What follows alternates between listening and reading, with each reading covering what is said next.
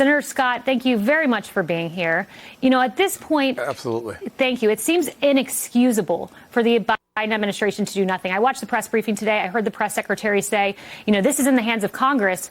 But over on your side in the Senate, you have Kirsten, Sinema, and Tom Tillis, a bipartisan bill to extend expulsion authority. And then the House has a bill that they plan on passing this week. So what's the excuse?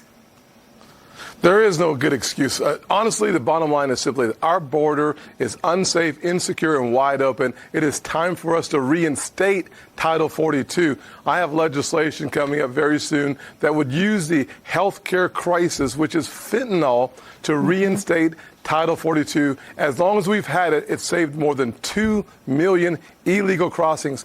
President Biden and the radical left obviously want an open border. When the vice president goes down to the border and tells us it's safe the one time she was there and that it was secure, you can't believe a word coming out of their mouths. They want us to believe what they say as opposed to what we see with our own eyes. We can secure our border.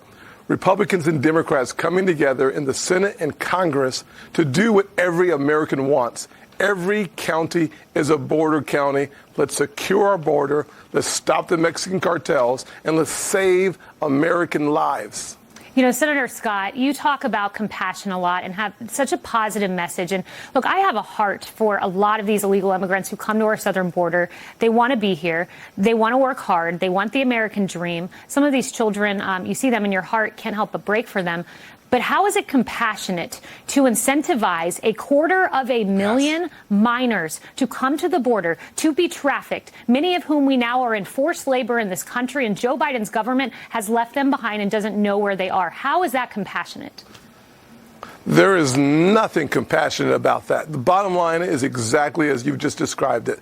He is complicit with creating a humanitarian crisis on the other side of our southern border by sending a false message that come to the border and you can get in. That is false, and we must stop that nonsense on our southern border. And frankly, the nonsense coming out of this administration that sends a negative, false, unrealistic expectation to the world. There are 7 billion people who want to call America home. We must secure our southern border. It's kind of like at home.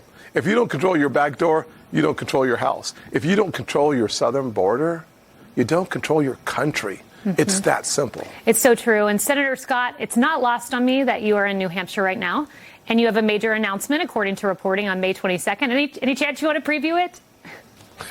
Not quite yet. I certainly want to preview it. Absolutely. I believe what America can do for anyone, what she has done for me. We can restore hope, create opportunities, and protect the America that you and I love. May 22nd, 11 a.m., North Charleston. Stay tuned.